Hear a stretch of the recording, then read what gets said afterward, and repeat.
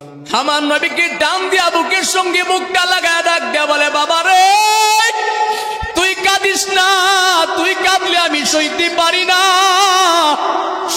আমি জানি আমার ভাতিজা ছোটবেলা বাবা হারাইছে, ছোটবেলা মা হারাইছে, তুই কানলে আমি সইতে পারি না রে বাবা। আমার কাছে বল তোর এমন কাজ কে করছে?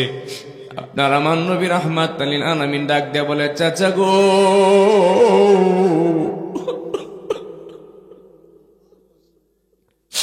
চাচা আমারে মারছে, আমারে কষ্ট দিছে, আমার মনে কষ্ট লাগে না। আমারে মারছে আমি সেই জন্য দুঃখিত না।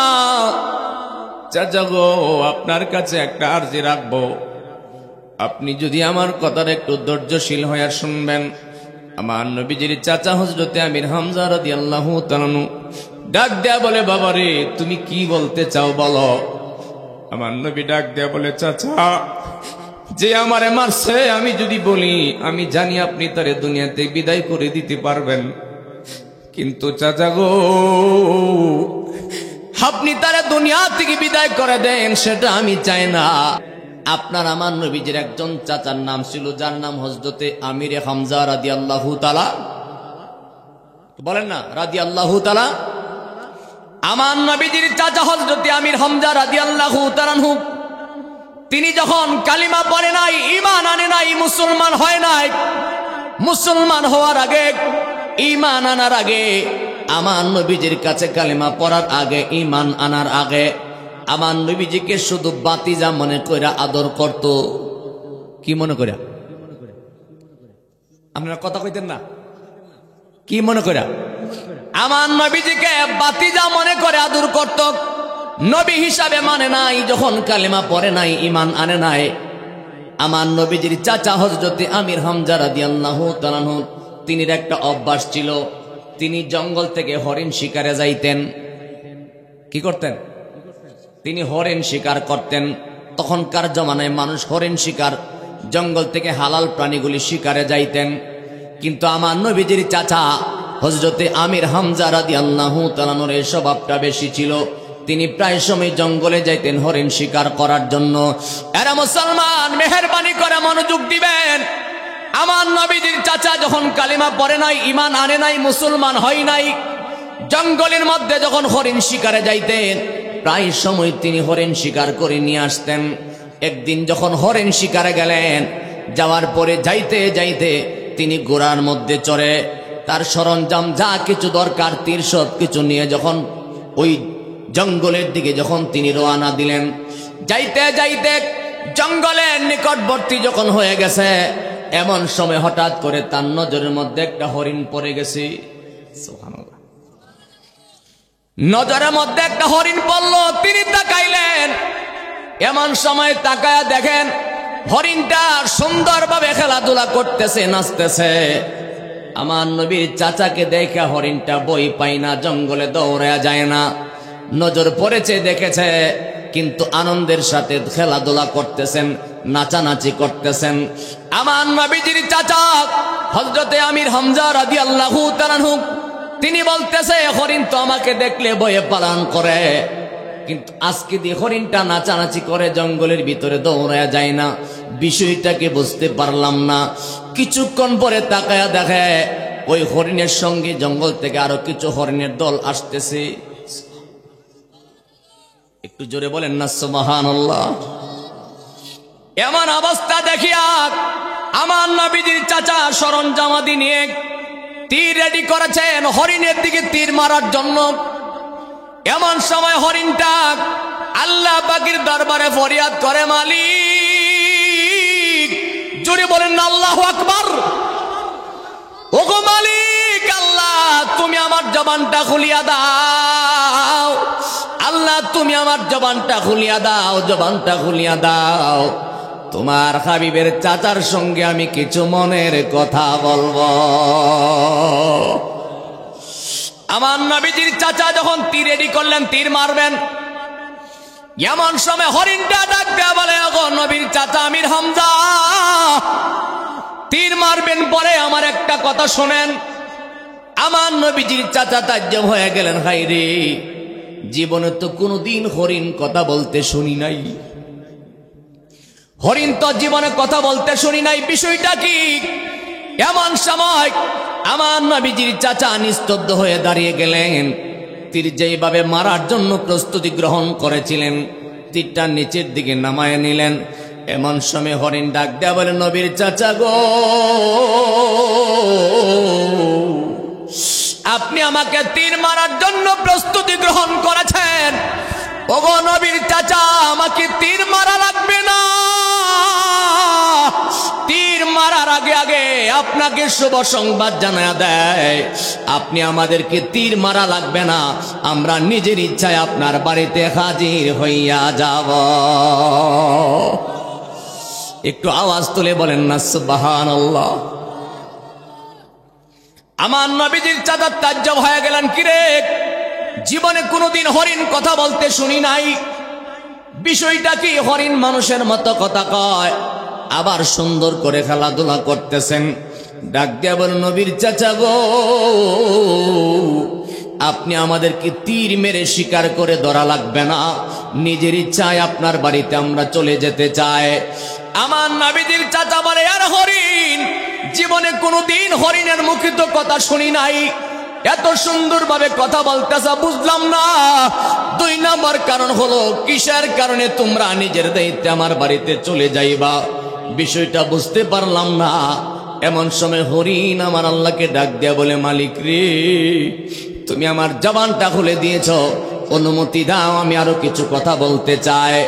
এমন সময় আল্লাহ অনুমতি দিলেন, ক্ষমতা দিলেন। হরিণ ডাক দেয়া বলে, ওগো নবীর চাচা, আপনার ঘরে যিনি আছে, আপনি যাকে বাতিজা হিসাবে জানেন, ওগো নবীর চাচা, আপনি তো জানেন না, আপনার ঘরে যিনি আছে তিনি রাহমাতাল লিল আলামিন। শক্তি থাকলে দাবি আছে, আওয়াজ করে বলেন না সুবহানাল্লাহ।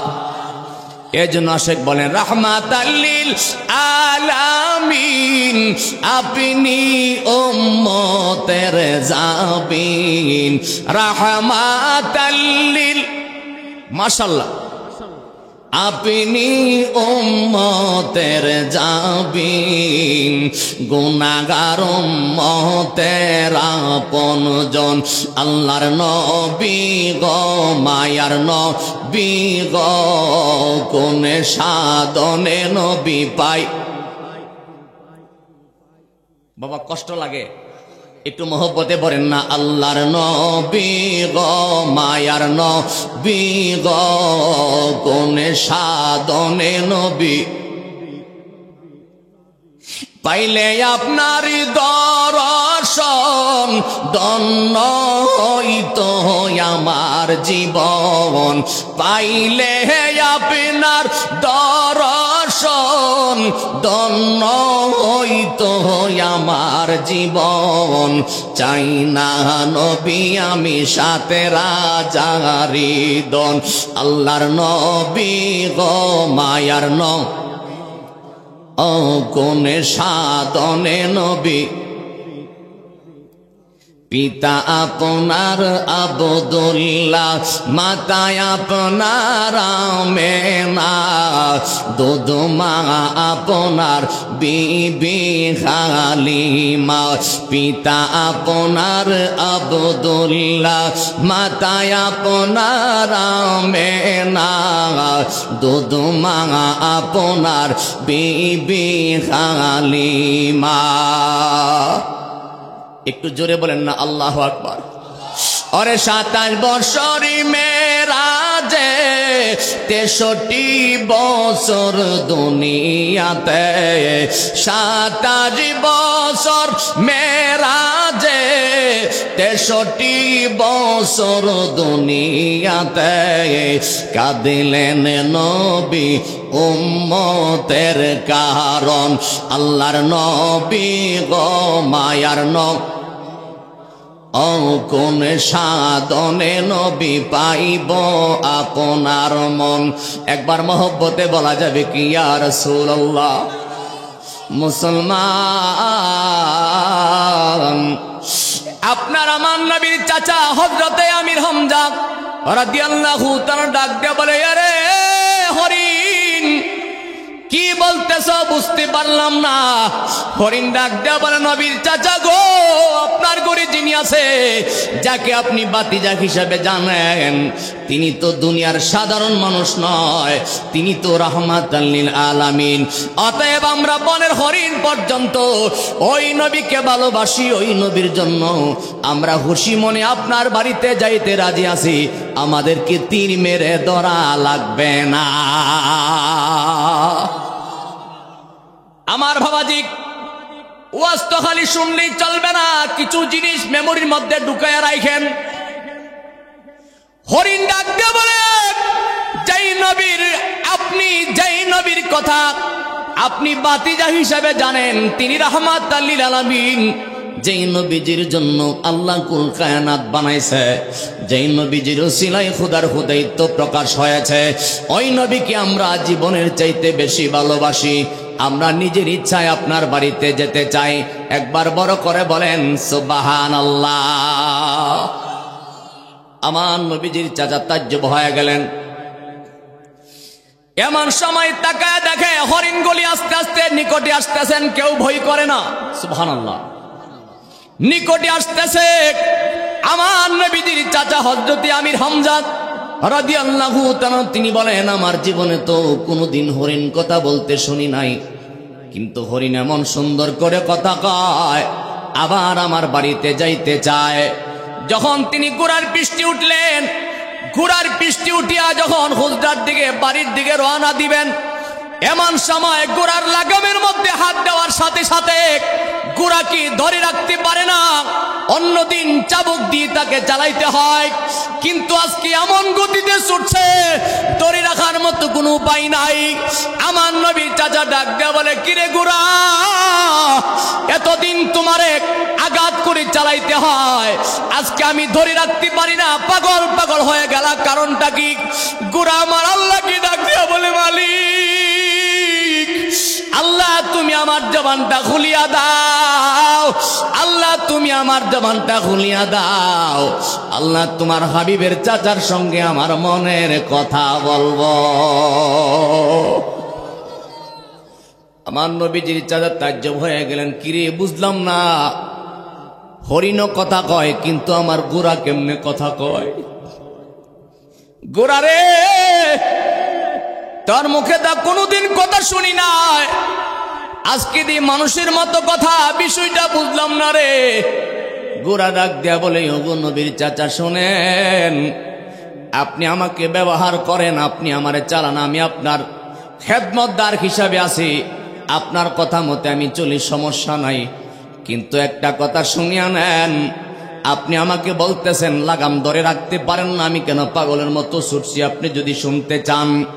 আমার নবীর চাচা ডাক দেয়া বলে, গোরা কি কারণে পাগলের মতো দৌড়াও?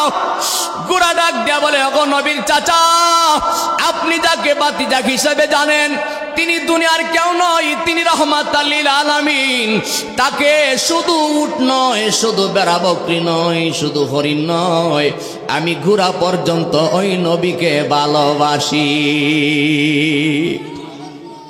যদি জবান না খুলেন মনে করবো আপনার মনে অহংকার কষ্ট আছে, জোরে বলেন না সুবহানাল্লাহ। গোরা বলে, আমিও তো নবীকে ভালোবাসি, আমিও নবীকে ভালোবাসি। এমন সময় আমার নবীজির চাচা তাজ্জব হয়ে গেলেন, হাই রে, জীবনে উট কথা বলতে শুনি নাই, জীবনে কোনোদিন হরিণ কথা বলতে শুনি নাই, গুড়া কথা বলতে শুনি নাই, আজকে দি মানুষের মতো কথা কয়। এমন সময় গোড়াটাকে ধরে রাখার মতো কোনো পরিবেশ নাই, গোড়া পাগলের মতো দৌড়ে যাইতেছে। যাইতে যাইতে যাইতে যাইতে যখন বাড়ির কাছাকাছি হয়ে গেল, দেখা যায় হরিণগুলিও পেছন পেছন আসতেছে। সুবহানাল্লাহ। হরিণগুলি নিজ দায়িত্বে বাড়িতে চলে আসতেছে। তাজ্জব হয়ে গেলেন, কিরি, হরিণকে শিকার করতে গেলে দৌড় মারে, আর আজকে নিজের ইচ্ছায় আসে। কিন্তু তখনও তিনি কালেমা পড়ে নাই, ইমান আনে নাই, মুসলমান হয় নাই, শুধু আমার রাসূলকে বাতিজাক হিসাবে জানে, বাতিজাক হিসাবে মহব্বত করেন। যাইতে যাইতে যখন বাড়ির নিকটবর্তী হয়ে গেছে, এমন সময় আমার নবীজির চাচা হযরতে আমির হামজা রাদিয়াল্লাহু তাআলার পরিবার স্ত্রী আমার নবীজির চাচি হুজরার বাহিরে এসে ডাক দেয়া বলতেছে, স্বামী গো, ওগো স্বামী, সাবধান, একটা কথা আপনাকে জানায়া দেয়। আমার নবীর চাচা ডাক দেয়া বলে, বিবি কি বলতে চাও, কি হয়েছে তোমার? আমার নবীর চাচি ডাক দেয়া বলে, স্বামী গো, আপনাকে কোনোদিন আমি এত শক্ত করে কোনো কথা বলি নাই, আজকে আপনার কাছে একটা কথা জানা দে। আপনার ভাতিজা মুহাম্মদ সাল্লাল্লাহু, আপনার ভাতিজা মুহাম্মদ কি আবু জাহেল মারতে মারতে মারতে মারতে এমন মার মারছে, আঘাত করতে করতে এমন আঘাত করছে, আমি আপনার কাছে আরজি রাখলাম, যতক্ষণ পর্যন্ত আপনার ভাতিজার বিচার আপনি করবেন না, আমি আপনার কাছে কথা দিলাম, আপনি আমার বাড়িতে ফিরবেন না। একটু শক্তি দিয়া বলা যাবে কি, ইয়া রাসূলুল্লাহ? আমার নবীজির চাচা তাজ্জব হয়ে গেলেন, বিবি তুমি কি বলতেছো?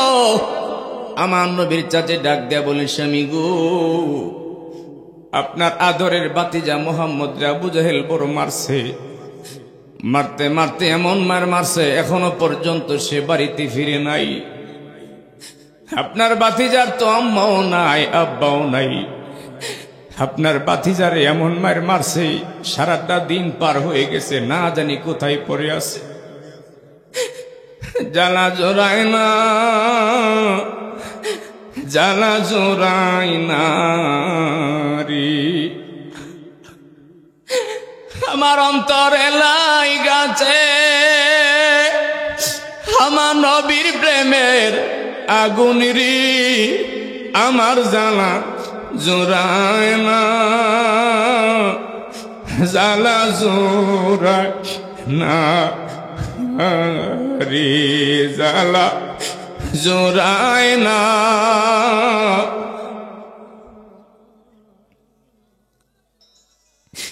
আরে ভালোবাসি বাসব নবী গো, জীবন যত দিন, কাদাও যত কাঁদিব তত আমি কাদাও জুড়ে, তত আমি কাদাও যত কাঁদিব তত আমি রাইখো মায়ার নজর রে, জ্বালা জোড়ায় না, জ্বালা জোড়ায় রে, জ্বালা জোড়ায় না।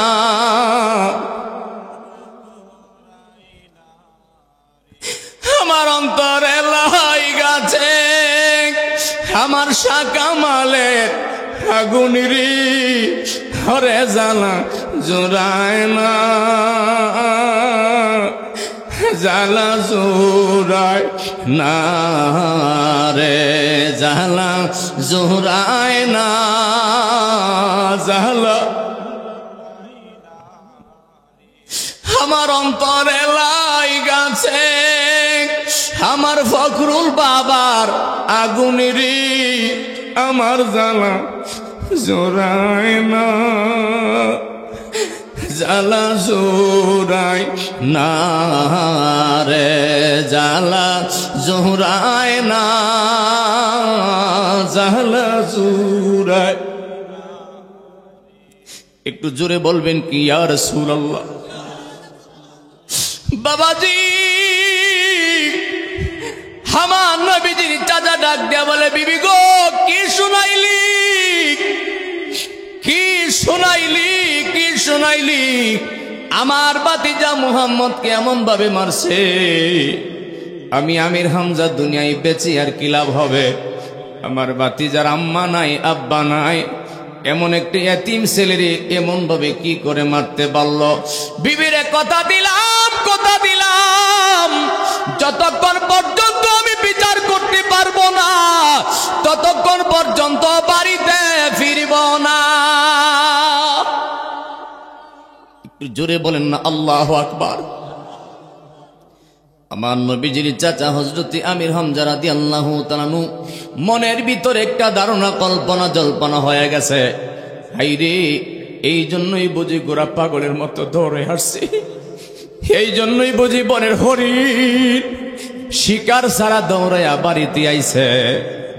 ডাক দিয়া বলে, বিবি রে, একটা সেকেন্ড দেরি করবো না, বাড়িতে ফিরবো না। যেই সরঞ্জামাদি ছাদে ছিল, ডাক দেয়া বলে, বিবি তোর বাড়িটা আমার হাতে দেয়। তোর বাড়িটা হাতের মধ্যে নিয়ে ঘোড়ার মধ্যে পিষ্টি উঠি আবার দৌড়ানি আরম্ভ করছে। কত জায়গায় তন্ন তন্ন করে তালাশ করতেছে, রাহমাতান লিল আলামিনকে খুঁজে পায় না। মনের কষ্ট, মনের আগুন, গোড়া পাগলের মতো দৌড়াইতেছে। আমার নবীজির চাচা পাগল পাগল হয়ে দৌড়াইতেছে। কত জায়গায় যায়, আমার নবী রাহমাতাল লিল আলামিনকে খুঁজে পায় না। এক জায়গায় যাইতে যাইতে তাকায়া দেখতেছি, একটা গর্তের মতো একটা জায়গার মধ্যে আপনার আমার নবী কায় ধুইয়া পড়ে রয়েছে।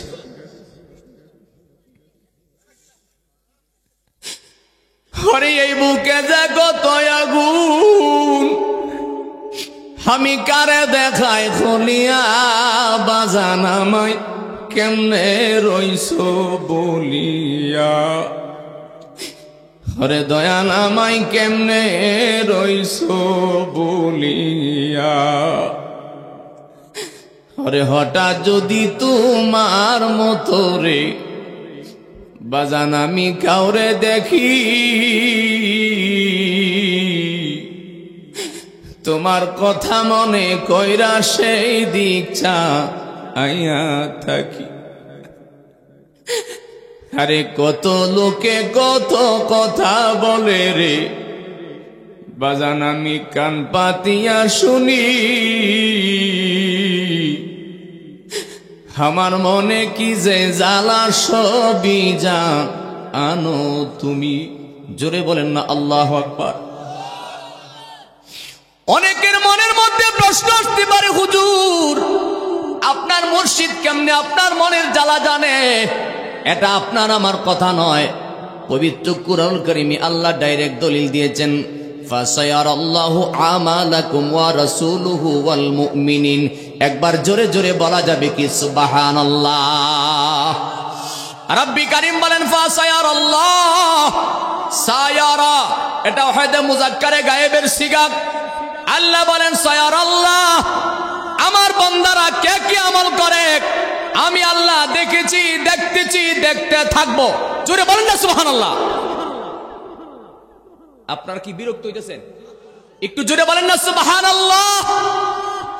আল্লাহ বলেন ফাসায়ারাল্লাহ, আমার বান্দারা কে কি আমল করেছে, কে কি আমল করতেছে, কে কি আমল করবে আমি আল্লাহ দেখেছি, দেখতেছি, দেখতে থাকবো। ওয়া রাসূলুহু, আমার রাসূলও দেখেছেন, দেখতেছেন, দেখতে থাকবেন। ওয়াল মুমিনিন, আমার ওলিগণও দেখেছে, দেখতেছে, দেখতে থাকবে। এই ঘোষণাকার এ আওয়াজে বোঝা যায় মাহফিলে মনোযোগ নাই। জোরে বলেন ঘোষণাকার। আল্লাহ যদি বলেন সায়ারাল্লাহু আমালাকুম ওয়া রাসূলুহু ওয়াল মুমিনিন, অস্বীকার করার সুযোগ আসেনি? কি বিপদে পড়ে বইরিছেন? আওয়াজ করে বলেন আল্লাহর কোরআন অস্বীকার করার সুযোগ আছে? এই তো এই জন্য প্রায় সময় বলি, দয়াল তুমি তো আমার মনের খবর জানো, আমি কোন আগুনে জ্বলি তুমি তো জানো। আল্লাহর ওলি যদি দয়া করে গুনাহগারকে ওলি বানাইতে পারে, বিশ্বাস আসেনি? আমার হয়তো বয়স কম, আপনারা অনেকে মুরব্বী মানুষ এখানে আছেন, আপনারা হয়তো জানবেন আমি অপরাধী গুনাহগার কিতাবের মধ্যে দেখেছি অনেক অপরাধী চোর ডাকাতকে আল্লাহর ওলি ওলি বানায়া দিছে। এমন অহরহ প্রমাণ আছে।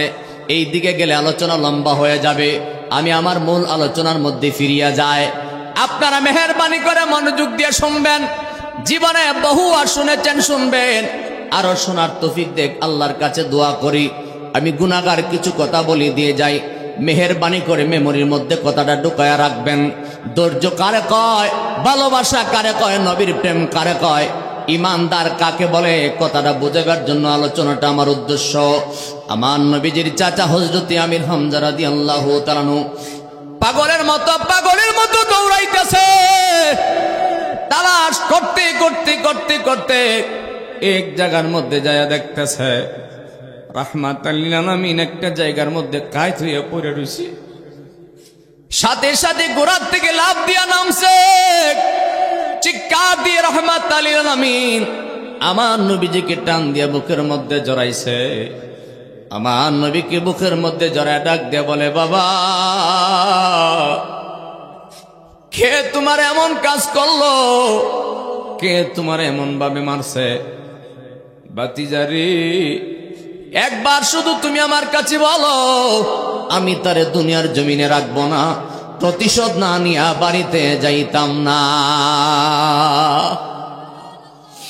আমার নবী রাহমাতুল লিল আলামিন, আপনার আমার নবী রাহমাতুল লিল আলামিন আমার নবীর চাচা আমির হামজাকে দেখা এমন নয়নে তাকাইছে, দুইটা চোখের পানি গড় গড় করে ঝরতেছে।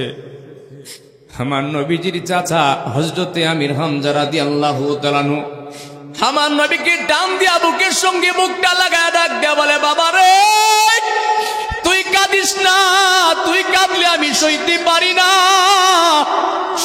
আমি জানি আমার ভাতিজা ছোটবেলা বাবা হারাইছে, ছোটবেলা মা হারাইছে, তুই কাঁদলে আমি সইতে পারি না রে বাবা, আমার কাছে বল তোর এমন কাজ কে করছে? আপনার আমার নবী রাহমাতুল লিল আলামিন ডাক দেয়া বলে, চাচা গো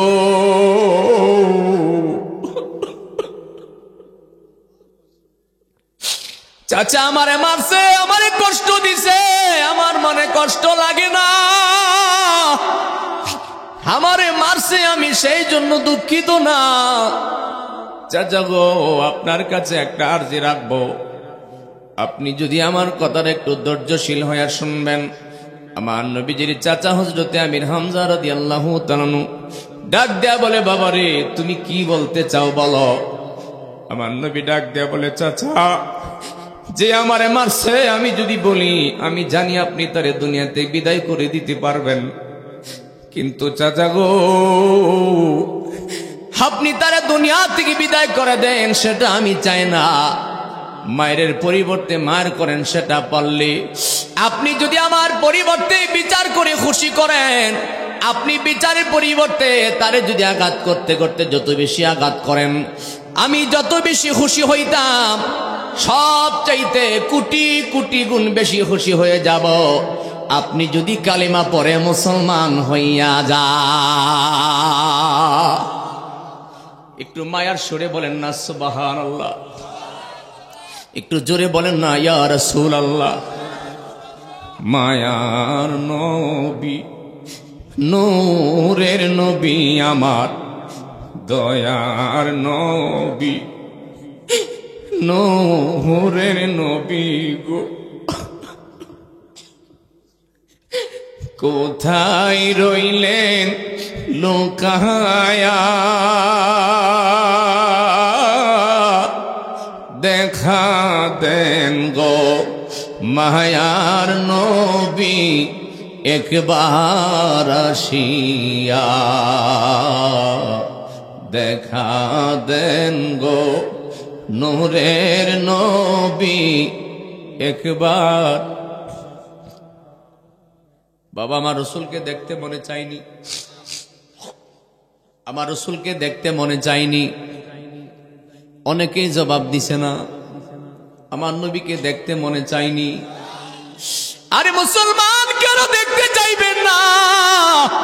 দুনিয়ার কোন মানুষকে দেখলে জাহান্নামের আগুন হারাম হয় না, কিন্তু আপনার আমার নবী এমন একজন নবী যাকে শয়নে অথবা স্বপ্নে কোনো মানুষ যদি জীবনে একবার দেখতে পায়, তার জন্য জাহান্নামের আগুন হারাম হইয়া যায়। আমার নবীকে দেখতে মনে চাইনি, এই জন্য দিলটা নরম করে আমার নবীর জন্য দুইটা চোখের পানি সারিয়া বলেন, মায়ার নবী গো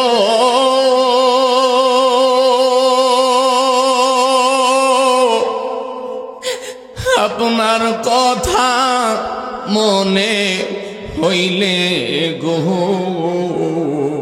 আমার বুক বেশে যায়, নয়ন জলে আমার বুক বেশে যায় নয়ন জলে কারে দেখায় খুলিয়া দেখা দেন গো মায়ার নবী একবার আসিয়া দেখা দেন গো মায়ার নবী এক মায়ার নবী গো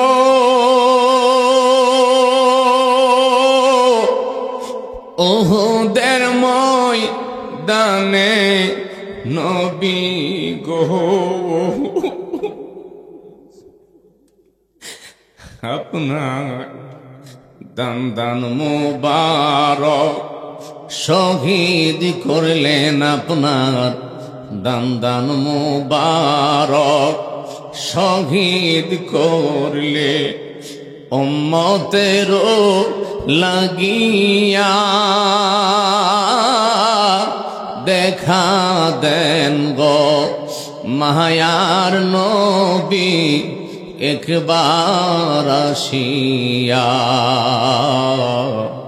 দেখা দেন গো মায়ার নবী একবার মোহব্বতে বলেন না ইয়া রাসূলুল্লাহ একটু আওয়াজ করে বলেন না ইয়া রাসূলুল্লাহ বাবাজি আমার নবীর চাচা হযরত আমির হামজা ডাক দিয়া বলে বাবারে কি শুনাইলা তোমার এমন একটা মায়ের মারছে গর্তের মধ্যে কায়দ হইয়া পয়রা রইছো দাঁড়াইতে পারো না সোজা হইতে পারো না এই কষ্টটা তোমার কষ্ট লাগলো না আমাকে বলতেছ আমি যেন কালিমা পড়ে মুসলমান হয়ে যায় বাতিজারে কি কারণে তুমি এমন করে বলতেছ আমার নবী নুরানি চক্ষু মুবারকের পানি সারিয়া সারিয়া ডাক দিয়া বলে চাচা গো আমারে আবু জেহেল মারছে আমারে যারা কষ্ট দিছে তারা আমারে চিনে না বুঝে না না জান না না বুঝে আমারে মারছে আমি কষ্ট সহ্য করে নিলাম কিয়ামতের ময়দান যেদিন শুরু হবে আমি আমার মালিকের কাছে বলবো আল্লাহ যতটুক পরিমাণ সহ্য করার দরকার সেই পরিমাণ ধৈর্য আমি ধারণ করেছি একমাত্র মানুষকে সত্য ধর্মের ভিতরে আনার জন্য আমি সহ্য করেছি তারপরও আমার মনের মধ্যে কষ্ট লাগে নাই চাচা গো আপনি যদি বিচার করিয়া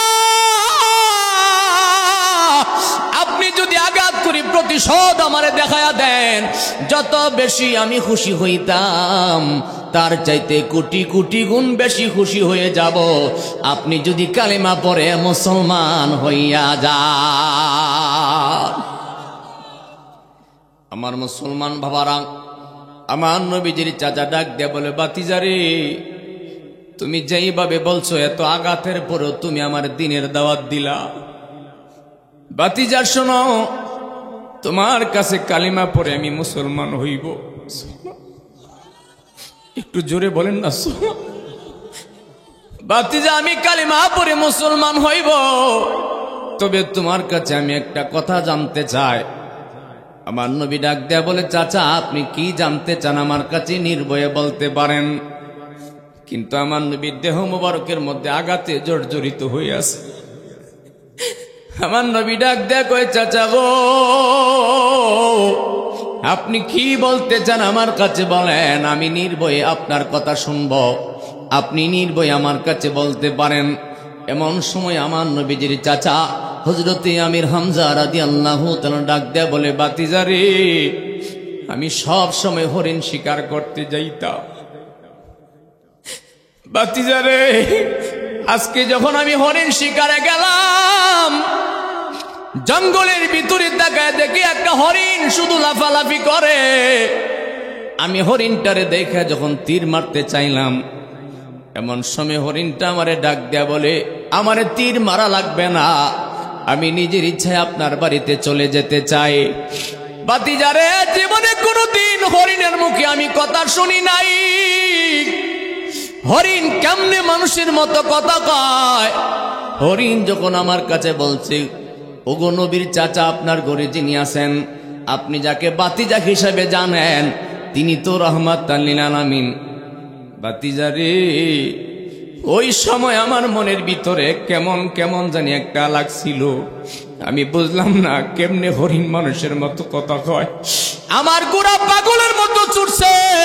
আমি আমার গোড়ারে জিগাইলাম, গোড়া বলে আমি রাহমাতাল লিল আলামিনকে ভালোবাসি। ও বাতিজা, আমার জীবনে আমি যেই দিন পর্যন্ত বলের ভিতরে ছিলাম, আজকে আমার ভুল সব ভেঙে গেছে। আমারে তুমি বলো আমার কি করা লাগবে? আমি ঈমান আনতে চাই। আমার নবীজি সাথে সাথে তার চাচাকে পড়াইলা ইলাহা ইল্লাল্লাহু মুহাম্মাদুর রাসূলুল্লাহ আশহাদু আল্লা ইলাহা ইল্লাল্লাহু ওয়াহদাহু লা শারীকা লাহু ওয়া আশহাদু আন্না মুহাম্মাদান আবদুহু ওয়া রাসূল। জোরে জোরে বলেন সুবহানাল্লাহ। আমার নবীজির চাচা কালিমা পড়ে যখন মুসলমান হয়ে গেছে, সাথে সাথে ডাক দেয়া বলে, ও বাতিজা, আজকে থেকে তুমি তো আমার বাতিজা না, আজকে তো তুমি আমার নবী পয়গম্বর, আজকে তো তুমি আমার রাহমাতাল লিল আলামিন। আজকের পর থেকে আমি তোমার আর কোনোদিন বাতিজা বলে সম্বোধন করব না, আমার নবীকে নবী হিসাবে মানব। ও গো নবীজি, আপনি আমাকে বলেন আমার কি করা লাগবে? আজকে তো আমি আপনার জন্য প্রতিশোধ নেওয়ার জন্য বাতিজা মনে করে বিচার করতে এসেছিলাম, তবে আজকে আপনার কাছে আমি জানা দেয়, আপনি যদিও জাহিরি ভাবে দেখতে আপনি আমার বয়সে ছোট, হাকিকতে আপনি রাহমাতাল লিল আলামিন, এটা আমার বোঝার বাকি রইল না। আমি আপনার কাছে কালিমা পড়ে মুসলমান হয়ে গেলাম। আপনাকে আমি একটা কথা জানায়া দেয়, পৃথিবীর জমিনে, আমি দুনিয়ার জমিনে যতদিন বেঁচে থাকবো, রাহমাতাল লিল আলামিনের সঙ্গে যদি কেউ বেয়াদবি করে, তার গর্দান আমি দেহের মধ্যে রাখব না। জোরে বলেন না আল্লাহু আকবার। হেদায়েতের মালিক কি? যদি মনে কষ্ট না হয় জোরে বলেন কি? তুমি রহমান, তুমি মেহেরবান। জোরে বলেন না, তুমি রহমান, তুমি মেহেরবান। অন্দে গাহে না কবু তুমারি গুণগান, বোঝে অবোঝে না তো বসান। তুমি রহমান, তুমি মেহেরবান।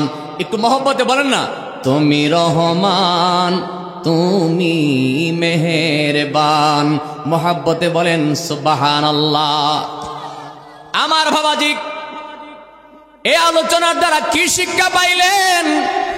এই যে আয়াত তেলাওয়াত করেছিলাম, ওই আয়াতের ব্যাখ্যা শোনাইছি আপনাদেরকে বোঝানোর জন্য। আল্লাহ যে বলেছেন, আমার কাছে ধৈর্যশীল বান্দা হইয়া সালাতের মাধ্যমে আমার কাছে ইখতিয়ার করে সাহায্য চাইবা। আল্লাহর কাছে সবর করলে আল্লাহ দিতে পারে কি পারে না? দেখেন, আমার নবীজি এত কষ্ট স্বীকার করলেন, তারপর আমার নবীর চাচাকে বলে, চাচা আপনি কালেমা পড়ে মুসলমান হয়ে যান। আল্লাহ মুসলমান বানাইছিনি, ঘুমাই গেছে গা, মুসলমান বানাইছিনি। আমার নবীর একজন সাহাবী, যিনি আমার রাসূলকে এত বেশি ভালোবাসতো, এত বেশি মহব্বত করত। আমার নবীজির চাচা আমির হামজা রাদিয়াল্লাহু তাআলা, একদিকে তিনি চাচা, আরেক দিনে তিনি আমার নবীর সাহাবী। সুবহানাল্লাহ বলেন না। বলতে গেলে তিনার কথা বললেই রাত্র শেষ হয়ে যাবে। আমি আমার মূল কথার মধ্যে আবার ফিরে যেতে চাই। মেহেরবানি করে মনোযোগ দিয়ে শোনেন। আমার নবীজির চাচা আমির হামজাকে ওই এজিদের দলেরা, ওই বেদিনের দলেরা এমন ভাবে আঘাত করতে করতে দুনিয়াতে বিদায় করে দিয়েছে।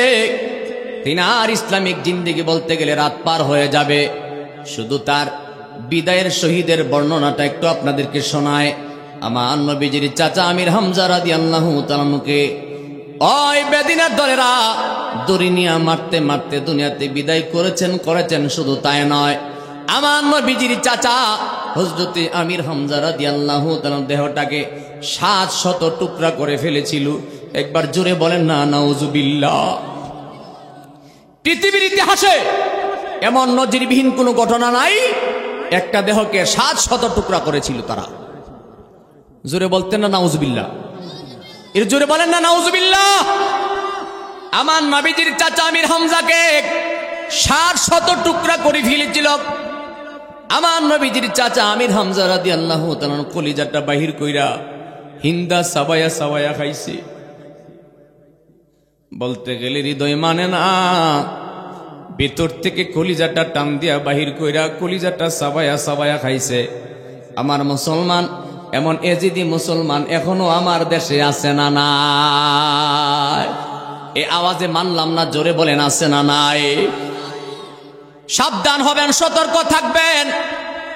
ইমানি মাসালা এক সাবজেক্ট, আমলি মাসালা আর এক সাবজেক্ট। আমলের বেলা আল্লাহ বহু ধরনের সুযোগ রাখছে, ইমানের বেলা কোনো বিকল্প সুযোগ রাখে নাই। এই জন্য সব সময় ইমানটা শক্ত করে ধরে রাখবেন। মুসলমান ভাই ভাইয়ের সঙ্গে ভালোবাসা রাখবেন, মহব্বত রাখবেন। ভাই ভাইয়ের সঙ্গে কেমন ভালোবাসা দরকার একটা কথা মনে হয়ে গেছে, ভালো করে শোনেন। আমার নবীজির একজন সাহাবী ছিল, যিনি আমার রাসূলকে এত ভালোবাসতেন, এত মহব্বত করতেন, যিনি আমার নবীর প্রেমে পাগল হইয়া বাড়িতে একটা ঘর বানাইবার সময় পর্যন্ত পাইছে না। সুবহানাল্লাহ। প্রেম কারে কয়? প্রেম কারে কয়? রাসূলের প্রেমে পাগল হওয়ার পরে তিনি বাড়িতে যায় একটা ঘর বানাইব, সেই সময়টা পাইছে না। এরপরে সুবহানাল্লাহ কয় না? একটু হুশি মনে বলেন না সুবহানাল্লাহ। ওই সাহাবীটার নাম ছিল হযরতে আবু যর গিফারি রাদিয়াল্লাহু তাআলা আনহু।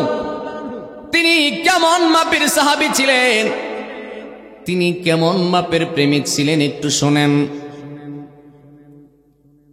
আমার নবীজির খলিফা হযরতে ফারুক আজম ওমরে ফারুক রাদিয়াল্লাহু তাআলা আনহু, তিনি যখন তখনকার জমানায় খলিফা ছিলেন, ওনার রাজত্বের অধিকারী যখন রাজত্ব পরিচালনা ছিল, ফারুক আজম যখন খলিফাতুল মুসলিমিন ছিলেন, এমন সময় ওই রাজ্যের ভিতরে, ওই সময়ের ভিতরে একজন ব্যক্তি উটের রাখাল, উট পালে। কি পালে?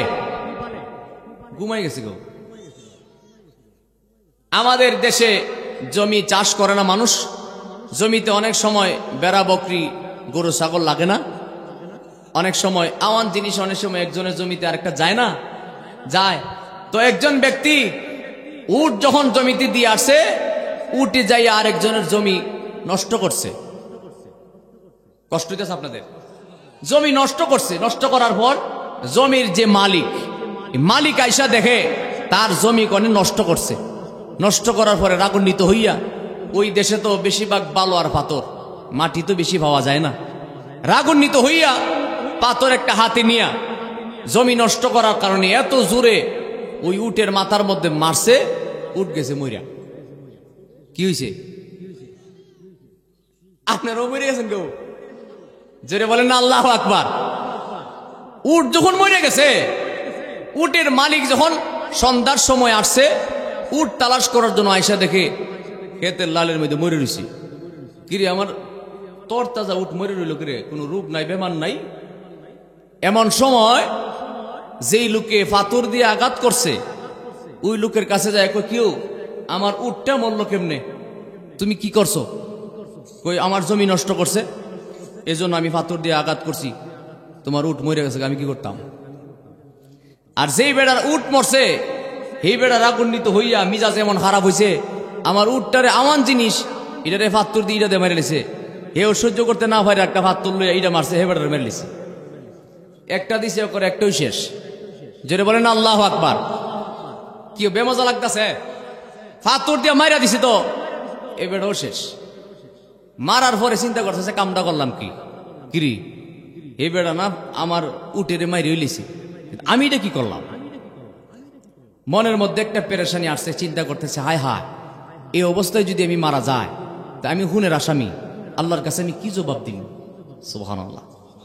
দেখেন সুবুর এখতিয়ার কারে কয়, এখতিয়ার কারে কয়, সুবুর কারে কয়? আমার মুসলমান ভাই, ওই ছেলে এমন সময় চোখের পানি ছেড়ে কাঁদতে লাগলেন।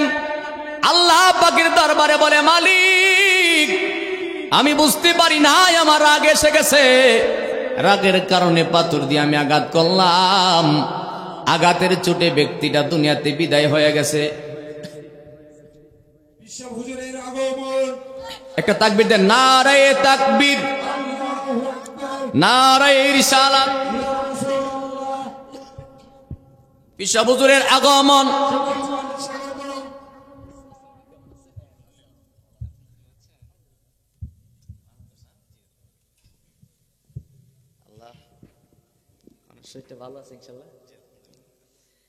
জোরে বলেন আলহামদুলিল্লাহ। আলহামদুলিল্লাহ একটু খুশি মনে করেন আলহামদুলিল্লাহ। আমি যে আপনার বিরক্ত করি, রাগ করি নেবা। আল্লাহ রহমতে আজকের মাহফিলে যিনি সম্মানিত সভাপতি জনাব মৌলানা মোকাররম হোসেন চিশতি সাহেব হযরত আমাদের মাঝে তাশরিফ এনেছেন। আপনাদেরকে নিয়ে নসিহতমূলক কথা বলে দোয়া করবেন। আমি যে আলোচনাটা করতেছিলাম, আলোচনাটা কি একটু বাড়ান যা না শেষ করে দিব হুজুর? হ্যাঁ কি সামনে যাইতাম একটু না? এফুতাইলে আওয়াজে কম হইতো না, মন থেকে কোন বাড়াইতাম না একটু।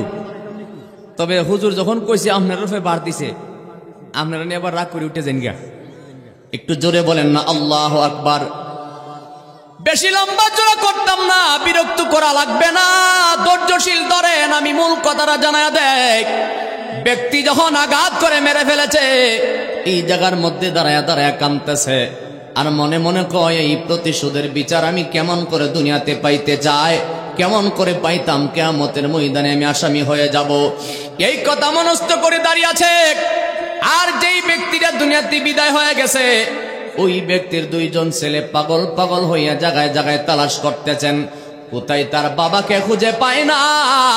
বাবার সন্ধান যখন কোথাও খুঁজে পায় না, হঠাৎ করে ওই জমির কাছে আইসা দেখে তার বাবা এখানে মরে আছে, মরা অবস্থায় এই জায়গার মধ্যে পড়ে আছে। তাকায় দেখে একটা ছেলে এই জায়গার মধ্যে দাঁড়িয়ে রইলেন। ডাক দিয়া জিগায়, এই যুবক, আমার বাবারে কে মারছে? কে আমার বাবারে আঘাত করলো? এত বড় সাহস কার? কি কারণে আমার বাবারে মারছে? ছেলেকে ডাক দেয়া বলে, আমার বাবারে কে মারছে? কই আমি মারছি। ছেলেগুলির মিজাজ কি খারাপ মনে করেন? নিজের বাপেরে মাইরা লিছে, মাইরা আবার হার হয়ে কইতেছে আমি তো মারছি। রাগ বাড়ছে না কমছে মনে করেন? এই যুবক, কেমন করে তুমি আমার বাবারে মারলা? আবার এই জায়গার মধ্যে তুমি দাঁড়িয়ে আছো, তোমার কি কোনো ভয় নাই?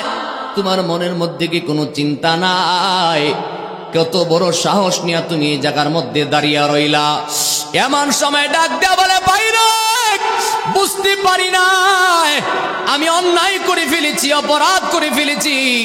রাগের মাথায় তোমার বাবার মাথার মধ্যে আমি আঘাত করে ফেলেছি। তোমার বাবা দুনিয়াতে বিদায় হয়ে গেছে। আমি দুনিয়ার বিচার আমি দুনিয়ায় দিয়ে যেতে চাই, কিয়ামতের ময়দানে আমি আসামি হইতে চাই না। ভাই, তোমাদের মনে যেই বিচার মনে চায় সেই বিচার আমাকে করো, সেই জন্য আমি দাঁড়িয়ে আছি। আমার বিচার আমি দুনিয়ায় দিয়ে যেতে চাই। সুবহানাল্লাহ। তোমার যেই বিচার মনে চায় সেই বিচার তুমি করো। যুবক গলি ডাক দেয়া বলে, খলিফাতুল মুসলিমিন হযরত ফারুক আযম রাদিয়াল্লাহু তাআলা আনহু, তিনি বর্তমান জমানার খলিফা, তিনার কাছে দায়িত্ব। আপনাকে আমরা গ্রেফতার করে নিয়ে যেতে চাই। তিনি যেই বিচার করে সেই বিচার আমরা মেনে নেব। হাতে পায়ে ধরে ছেলেটাকে নিয়ে গেলেন খলিফাতুল মুসলিমিন ফারুক আযম রাদিয়াল্লাহু তাআলা আনহুর কাছে নিয়ে বলে, হুজুর, এই ছেলে আমার বাবাকে মেরে ফেলেছে, আপনার কাছে বিচার দিলাম, আপনি তার বিচার করেন। খলিফাতুল মুসলিমিন রাদিয়াল্লাহু তাআলা ডাক দেয়া বলে, এই যুবক, তুমি কি তাদের বাবারে মারছো? কই হ্যাঁ মারছি। কই কিসের কারণে? কই আমার একটা উট ছিল, এই লোকই উটটারে আঘাত করছে, মারার কারণে আমার রাগ কন্ট্রোল করতে পারি নাই, আমি তারে আঘাত করেছি, ওই লোকটা মরে গেছে, এই জন্য আমি দাঁড়িয়ে আছি। আর আমি বলেছি যেই শাস্তি মনে চাই সেই শাস্তি দিবে, আমি সকল শাস্তি মাথা পাতিয়া নেব। যেই বিচার মনে চায় আপনি সেই বিচার করেন, আমি দুনিয়ার বিচার দুনিয়ার জমিনে দিয়ে যেতে চাই। এই কথা বলার পরে খলিফাতুল মুসলিমিন রাদিয়াল্লাহু তাআলা ডাক দিয়ে বলেন, বিচার যখন তুমি দিতে চাও, আর ছেলেগুলি যখন বাবার জন্য বিচার চাইছে, অতএব তোমার বিচার হবে অবশ্যই জীবনের প্রাণের বিনিময়ে তোমার প্রাণ দিতে হবে। যেটা বলেন না সুবহানাল্লাহ, জীবনের বিনিময়ে প্রাণের পরিবর্তে প্রাণ দিতে হবে। তখনকার জমানায় বিধান ছিল, কারো কান কেটে দিলে কানের পরিবর্তে কান কাটতে হয়, নাক কেটে দিলে নাকের পরিবর্তে নাক, চোখের বিনিময়ে চোখ, মাথার বিনিময়ে মাথা, কেউ কাউকে খুন করলে খুনের বিনিময়ে খুন বিচার হইতো। একটু জোরে বলেন না আল্লাহু আকবার। এই বিচার যখন রায় করিয়া দিলেন, যুবক চোখের পানি ছেড়ে ছেড়ে কাঁদতেছে, ডাক দেয়া বলে, হুজুর আপনি যেই বিচার করবেন সেই বিচার মেনে নেব। এমন সময় তাকে শুক্রবার জুমার দিনই বিচার করার জন্য যখন নিযুক্ত করলেন, এমন সময় যুবকটা ডাক দেয়া বলে, হুজুর আপনি আমার বিচার করবেন, আমার কোনো দুঃখ নাই, কোনো বাধা নাই, তবে আপনার কাছে আমার একটা আরজি, আপনি মেহেরবানি করে আমাকে অন্তত 2-3 দিনের জন্য আমার একটু ছুটি দিবেন, 3 দিনের জন্য আমার একটু সময় দিবেন, আমি একটু বাড়িতে যেতে চাই, আবার পুনরায় ফিরে আসবো। খলিফাতুল মুসলিমিন ডাক দেয়া বলে, এই যুবক তুমি যে বাড়িতে গেলে ফিরে আসবা এটার কি গ্যারান্টি আছে? তুমি যে ফিরে আসবে এটার কোনো গ্যারান্টি আছে? তুমি খুন করছো? কয় হুজুর আমি আপনাকে কথা দিলাম আমি ফিরে আসব। এমন সময় খলিফাতুল মুসলিমিন ডাক দেয়া বলে, যুবক কিসের কারণে তুমি বাড়িতে যাইতা? এমন সময় ছেলেটা ডাক দেয়া বলে, হুজুর আমি বাড়িতে যাবো একটা মাত্র কারণ আমার একজন ইহুদির সঙ্গে আমার ব্যবসা বাণিজ্য ছিল, আমি যা অপরাধ করেছি আমার বিচার হবে, ফাঁসি হবে, কিন্তু আমার কাছে ইহুদি ব্যবসা বাণিজ্য করতে যাইয়া আমার কাছে কিছু টাকা পয়সা সে পাওনা আছে, আমি যদি তার ঋণটা পরিশোধ করতে না পারি, আর যদি আমার ফাঁসি হয়ে যায়, কিয়ামত পর্যন্ত ইহুদিরা মুসলমানদের ধিক্কার দিবে, বলবে মুসলমানরা টাকা মারিয়া খায়, টাকা পরিশোধ করে না, হুজুর আপনি মেহেরবানি করে আমার সময় দেন, আমি সেই টাকাটা পরিশোধ করে দিয়ে যেতে চাই। একবার আওয়াজ তুলে বলেন না সুবহানাল্লাহ।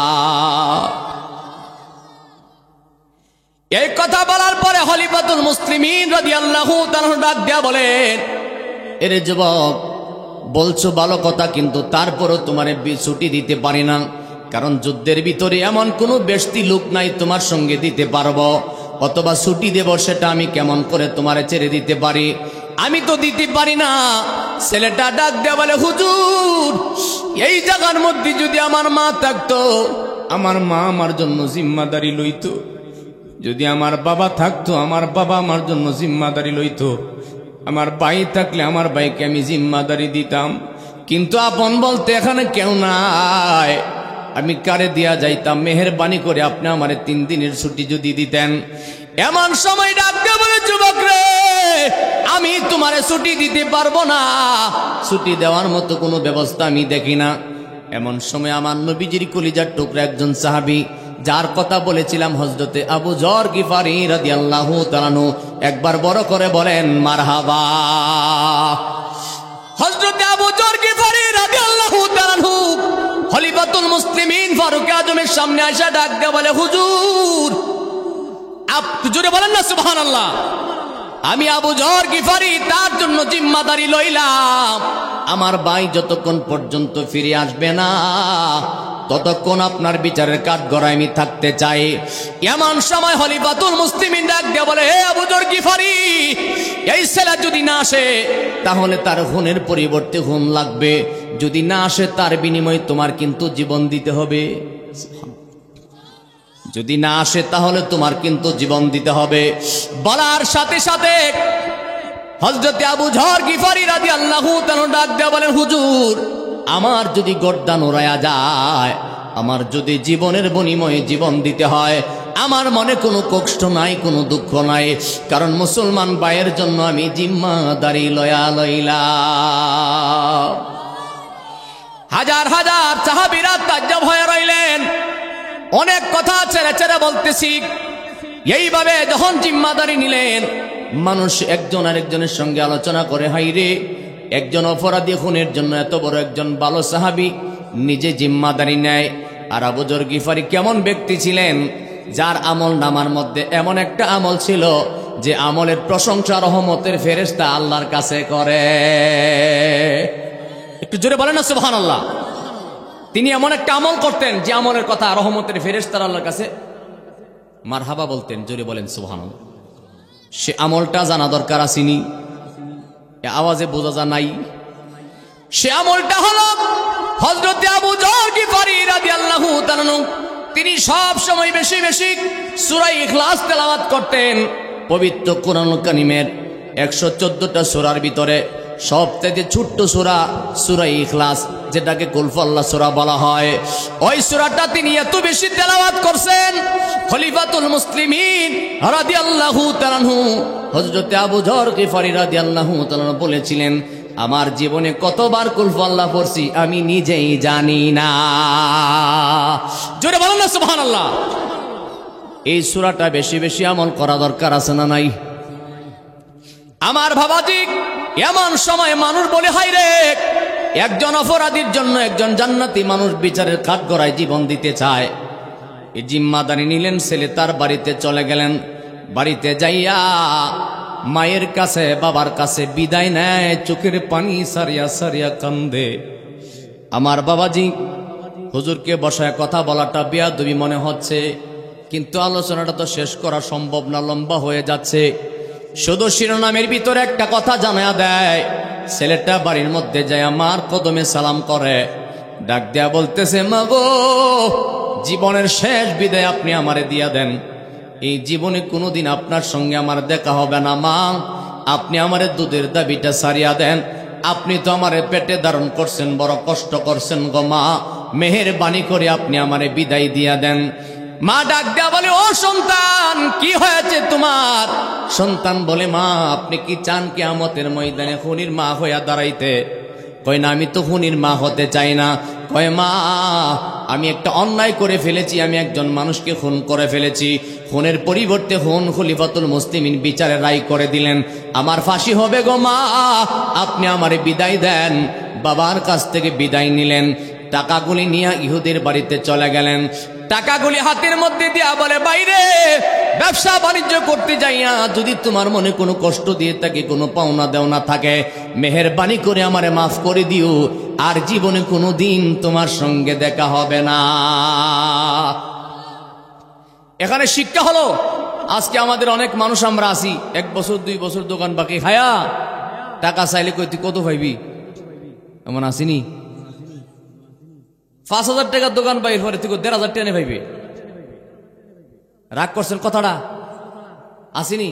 আবার কিছু মানুষ আছে একবার হাওলার টাকা নিছে, 2-3 বছর ঘুরায় গো তুই হই পাইতি না, আসিনি?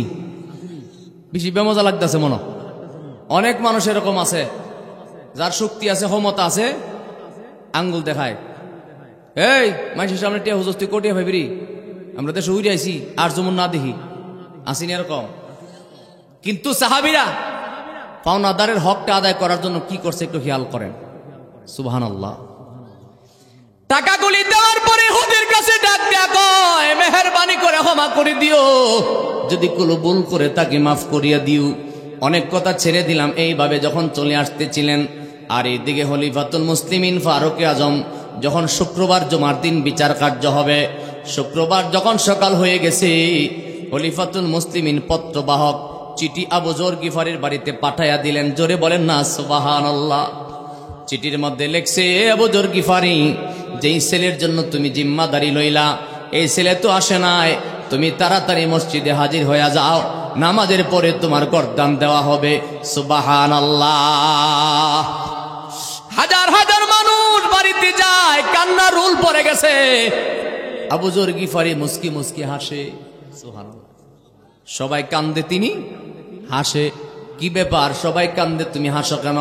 কই, আমি হাসি এই কারণে, কিয়ামতের ময়দানে আমার আল্লাহর কাছে বলতে পারবো, আমার মুসলমান ভাইয়ের ইজ্জতের জন্য আমি জিম্মাদারি নিয়ে জীবন দিছি, কিন্তু মুসলমানের কলঙ্ক লাগতে দিছি না। আল্লাহু আকবার, আল্লাহু আকবার। জবান খুলে বলেন না মারহাবা। আরো জোরে বলেন মারহাবা। বাবা আমি কোনো সময় কোনো হুজুরকে বসায় কথা বলি না, আর তিনি যে একজন শ্রদ্ধাভাজন সম্মানী ব্যক্তি, হিসাব মানুষ, তিনি আমার অনেক আদর করেন। হুজুরকে বসায় এতক্ষণ কথা বলবো, এটা আসলে আদবের খেলাফ। আমার কাছে নিজের কাছে বিয়াদবি মনে হইতাছে, কিন্তু আমার বাজান কইতাছে কইতাম। সংক্ষেপের ভিতরে শিরোনামে শেষ করিয়া দেয়। খলিফাতুল মুসলিমিন চিঠি পাঠায় দিলেন। তিনি যখন মসজিদে আসার জন্য প্রস্তুতি গ্রহণ করতেছেন, হাজার হাজার মানুষ চোখের পানি ছেড়ে ছেড়ে কান্দে। এমন একটা হাল শুরু হয়ে গেছে, মানুষ বলে হায় হায়, একজন হুনি ব্যক্তির জন্য এমন একজন সাহাবীর জীবন চলে যাবে। এমন অবস্থায় তিনি আসতেছে, অনেক কথা ছেড়ে দিলাম। যখন তাকে বিচারের কাঠ গড়ায় নিয়ে গেলেন, খলিফাতুল মুসলিমিন নামাজের শেষে হুকুম করলেন, জল্লাদ তুমি তৈরি হয়ে যাও। জল্লাদ যখন ওই হুজুর নিয়ে রেডি হয়ে গেছে, এমন সময় আবু যর গিফারি রাদিয়াল্লাহু তাআলার কাছে খলিফাতুল মুসলিমিন ডাক দিয়ে বলে, কোন মানুষের যদি ফাঁসি হয়, বিচার হয়, শেষবারের মতো তাকে জিজ্ঞাসা করা হয়, তোমার মনে কোনো ইচ্ছা আসেনি? বলে কিনা? ঘুমাই গেছেন গৌ? ডাক দিয়া বলতেছে, ও বুজুর গিফারি, তোমার মনে কোনো ইচ্ছা আসেনি? কথাটা বলার সাথে সাথে বুজুর গিফারি রাদিয়াল্লাহু তাআলা দুইটা চোখের পানি ছাড়িয়া কাঁদতেছেন। ডাক দিয়া বলে, আমার মনে কোনো দুঃখ নাই, কোনো কষ্ট নাই, কোনো ইচ্ছাও নাই। সবে একটা কথা বলতে পারি, আমি আমার মুসলমান ভাইয়ের জন্য জীবন দিতেছি। আমার মনে কোনো দুঃখ নাই, কোনো কষ্ট নাই। খলিফাতুল মুসলিমিন বলে, ঠিক আছে, প্রস্তুতি গ্রহণ করো। এমন সময় জল্লাদ যখন হুজুর নিয়ে রেডি হয়ে গেছে, যখন প্রস্তুতি গ্রহণ করলেন তরবারি চালায়া দিবে, এমন সময় মসজিদের ভিতরে কি হাল আমি কেমনে বুঝাইতাম। মানুষের একটা কান্না রুল পড়ে গেছে, গড়ায়া গড়ায়া মানুষ কাঁদতেছে, হায় হায়, একজন খনি ব্যক্তির জন্য আজকে একজন জান্নাতি মানুষের কল্লা চলে যাচ্ছে। কান্নার একটা রোল পড়ে গেছে। যখন তরবারিটা চালায়া দিবে, এমন সময় হঠাৎ করে একজন ব্যক্তি দাঁড়ায় ডাক দেয়া বলতেছে, ওগো খলিফাতুল মুসলিমিন, আপনার জল্লাদকে থামান, থামান। দেখেন কে জানি একটা ছেলে আউলা কেশে পাগল বেশে একটা গোড়া নিয়া পাগলের মতো দৌড়ায়া আসতেছে। একটু আওয়াজ করে বলেন না সুবহানাল্লাহ। কিছুক্ষণের ভিতরে ছেলেটা হাজির হয়ে গেল, আউলা কেশি পাগল বেশে, দুলাবালি জর্জরিত। খলিফাতুল মুসলিমিনের কাছে আসা কদমের মধ্যে কদম বসি করে আর চোখের পানি সেরে সেরে কাঁদতেছে। ডাক দেয়া বলে, হুজুর বেয়াদবি করে ফেলেছি, আমি টাইম মতে আসতে পারিনি, আপনি আমারে মাফ করে দেন। এমন সময় খলিফাতুল মুসলিমিন ডাক দেয়া বলে, আরে যুবক, কেন তোমার দেরি হয়েছে, কি ভাই কারণ? এমন সময় ছেলে ডাক দেয়া বলে, হুজুর গো, আমি যখন বাড়িতে যাইয়া আমার ইহুদি ঋণ পরিশোধ করিয়া আমি আমার মায়ের কাছ থেকে বিদায় নিতেছিলাম, আমি আমার মাকে বলেছিলাম, মা গো, তুমি আমারে 10 দিন পেটে বোঝা বইছ, আজকে তোমার সন্তান জীবনের শেষ বিদায় নিয়ে যেতে চায়। মা, রহমতের হাত দুইটা আমার মাথার মধ্যে বুলাইয়া দেন, জীবনে আপনার সন্তান আর কোনোদিন আপনার কাছে আসবে না। বাবার কাছে ডাক দেয়া বলে, বাবা নিজে না খায় আমারে খাওয়াইছেন, রক্তগুলি পানি করে আমারে লালন পালন করছেন, আজকে সন্তানের বিদায় করে দেন, বুকটার সঙ্গে একটু বুকটা লাগাইয়া দেন। আমি আমার আব্বা আম্মার কাছে বিদায় নিয়া গোসল করেছি, সুন্দর পবিত্র জামা কাপড় লাগাইছি, কিন্তু গোড়া নিয়া যখন রওনা দিলাম, হুজুর আমি 350 মাইল দৌড়ায়া আইছি। একটু জোরে বলবেন না সুবহানাল্লাহ। কত মাইল? কিতাবে উল্লেখ করছে 350 মাইল ছেলেটা দৌড়ায় আইছে। 350 মাইল দৌড়ে আসতে ডাক দিয়ে বলে, হুজুর মাঝখানে আমার গোড়ার লাগামটা ছিঁড়ে গেছে, এটারে আবার কন্ট্রোল করে আসতে আমার আর একটু দেরি হয়ে গেছে, হুজুর আমারে মাফ করে দেন। হুজুর আমার ভাই আবু যর গিফারিরে তাড়াতাড়ি নামান, তাড়াতাড়ি কাঠগড়া থেকে নামায়া দেন, ওই জায়গার মধ্যে আমারে তাড়াতাড়ি দাঁড়া করায়া দেন, আমার ভাই নির্দোষ মানুষ, আমার জন্য জিম্মাদারি লয়া লইছি। একবার জোরে বলেন না সুবহানাল্লাহ। হাজার হাজার মানুষ তাজ্জব হয়ে গেছে। আবু যর গিফারি রাদিয়াল্লাহু তাআলা কে নামায় আনলেন। যখন এই ছেলেটারে আবার ওই বিচারের কাঠগড়ায়, যেখানে গর্দানের মধ্যে জল্লাদ ছুরি চালাইয়া দিবে, ওই জায়গার মধ্যে নিয়ে আনিছে। এমন সময় যখন ছুরি চালাইবে, ছুরি চালানোর সময় হাজার হাজার মানুষের কান্না রোল পড়ে গেছে। হায় হায়, কি করতে লাগলো বুঝতে পারলাম না। এমন সময় যখন তরবারি চালাইয়া দিবে, যেই দুইটা ছেলে বাবার জন্য বিচার দিয়েছিল খলিফাতুল মুসলিমিন ফারুক আজম ওমর ফারুক রাদিয়াল্লাহু তাআলা আনহুর কাছে, দুইটা ছেলে হঠাৎ করে দাঁড়ায়া গেছে। ডাক দেয়া বলে, হুজুর দাঁড়ান। এই ছেলের মাথার মধ্যে গর্দানের মধ্যে তরবারি চালাইবার আগে আপনার জল্লাদকে বলেন থামাইতে। আমরা দুই ভাই আপনার কাছে বিচার দিয়েছিলাম, কিছু কথা বলতে চায়। খলিফাতুল মুসলিমিন বলে, কি বলতে চাও? কয় হুজুর, যেই ছেলে নিজের বিচার নিজে পাওয়ার জন্য, দুনিয়ার জমিনে নিজের বিচার নিজে দেওয়ার জন্য 350 মাইল দৌড়ে আসতে পারে, যেই ছেলে ঋণ পরিশোধ করে এই জায়গার মধ্যে আসতে পারে, আমি বুঝতে পেরেছি এই ছেলে নিজের ইচ্ছায় আমার বাবারে মারছে না, অবশ্যই তার রাগের কারণে কোনো কারণে ভুল করে ফেলেছে, ক্ষমা চাইছে। হুজুর, তার গর্দানের মধ্যে ছুরি চালাইবেন না। আমরা দুই ভাই আপনার কাছ থেকে বিচার উদ্ধ করে নিলাম। আল্লাহু আকবার। বিচার উঠায়া নিলাম, আর বিচার করা লাগবে না। আপনার কাছে একটা কথা জানায়া দেয়, আপনি তারে সারিয়া দেন, আপন ভাই বানায়া বাড়িতে লয়া যাব।